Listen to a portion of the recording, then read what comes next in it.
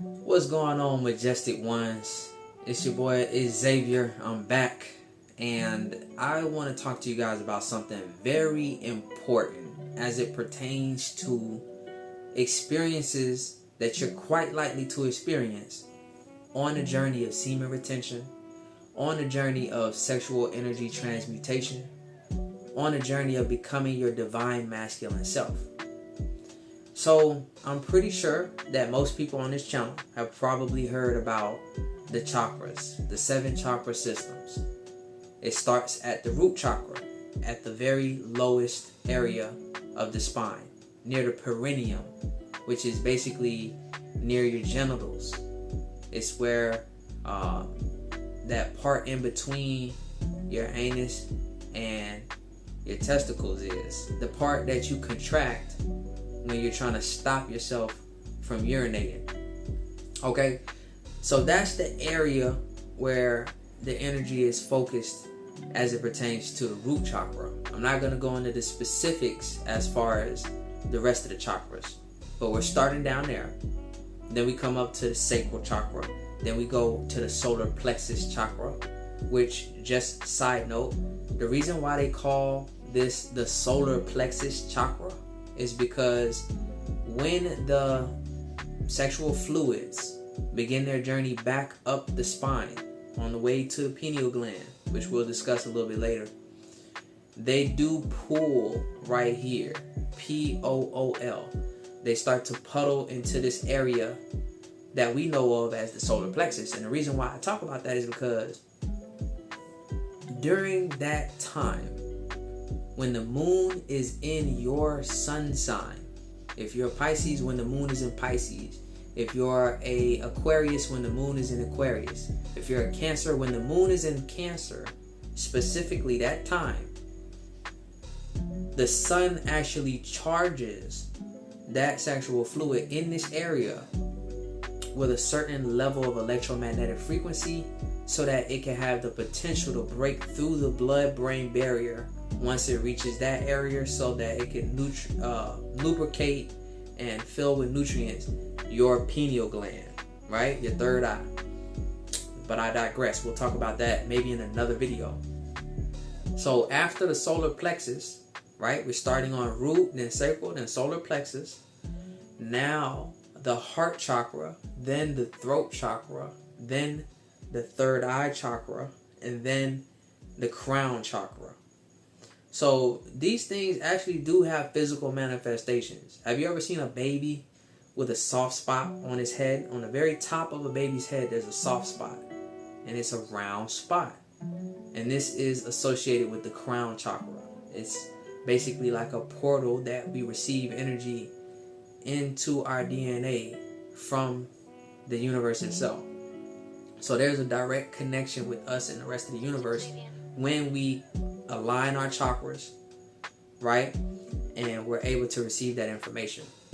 Now, some of the experiences that people will experience when rejuvenating themselves, right? When they are basically becoming new again because they're doing the semen retention correctly, right? Sacred sexuality, sexual energy transmutation. You are inevitably going to irritate certain blockages along these chakras. So the whole work with yoga and spiritual practices is to undo the blockages that you created through teachings of falsehood throughout your childhood. And it's not intentional. It's the people who taught you, they just don't know. And because of that, you ended up operating out of error, and you created blockages as it relates to finances, love, self-confidence, and all kinds of different blockages, energy blockages. These energy blockages express themselves as emotional states because emotional states are frequencies. These frequencies attract to us certain types of thoughts. So whatever frequency you're in, you're going to experience thoughts that correlate with that frequency. So when you unlock or untie these knots, right, you unblock these energy blockages along different chakras, you might experience these trauma release responses. It could be something like uncontrollable laughter, uncontrollable crying, things like that, shivering. You know, your nervous system could go through a whole reprogramming. And this can happen usually after deep meditation experiences. So if you find yourself actually doing some of the sacred practices of sexual energy transmutation, which include things like pranayama, then you very well may eventually experience something like this. So I know for me personally, going down the tantric path of doing pranayamas and trying to reprogram my nervous system, I experienced uncontrollable laughter on 2 occasions. On one occasion, it was actually after a non-ejaculatory orgasm. I experienced uncontrollable laughter for almost about 4 minutes, maybe 4 or 5 minutes. I just don't know what happened. All of a sudden, I couldn't stop laughing. And then another time, I was just, sitting in a room, and all of a sudden, I looked at something in the room, and I saw the purity and innocence in what I was looking at. Just like a regular realization, just something like, you know how That's So Raven used to just stare out into the space and be like that. Like I had a moment like that some kind of way. And as I'm looking, all of a sudden, there's no thoughts in my mind, but I'm laughing. And I'm laughing deep, like a stomach hurting laugh. You know what I'm saying? And that lasted for about 2 minutes. That's about 2 minutes straight. And what that is it's a release of blockages. It's a release of energy that had been sitting there stuck. You released it. Some people, it might be uncontrollable crying. They don't even know what they're crying about. They're just crying. And there's nothing sad. They just need to get it out some kind of way. And some people, it could be shivering. They could be literally trembling. And that's a good thing. Your nervous system is reprogramming.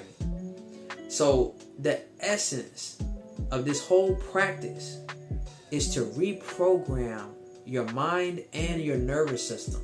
Your nervous system is essentially a extension of your subconscious mind. It's an expression of your subconscious mind. Your subconscious mind dictates your posture, your tone of voice, your face contact, like your facial expression and your eye contact. It basically dictates how frequent you blink, how deeply you breathe. But if you tap in through changing new habits voluntarily, like you're actually tapping into your own subconscious mind by creating new habits, repeating things intentionally until eventually they become automatic, then you can change your nervous system. If you constantly remind yourself to sit up straight instead of slouch, eventually your body does it by itself. You are changing your nervous system. But on a deeper level, when you do deep breathing techniques, you allow your body to harness more energy. You become more electric and more magnetic at the same time because your nervous system is electromagnetic. So by doing those pranayamas, you could experience these experiences. People talk about them from time to time. Don't be alarmed.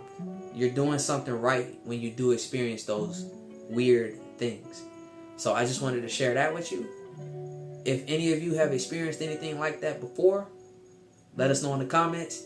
If y'all think I'm absolutely bonkers, nuts, that's fine. You're going to find out. You're going to learn. All you got to do is just keep going down the path. Eventually, you will experience something like this. If you're a serious practitioner, I should say that. If not, then, maybe you might not ever find out what I'm talking about personally from your own experience. But how boring is that? Just keep going being normal. Go keep being average. Get off my channel. You feel me?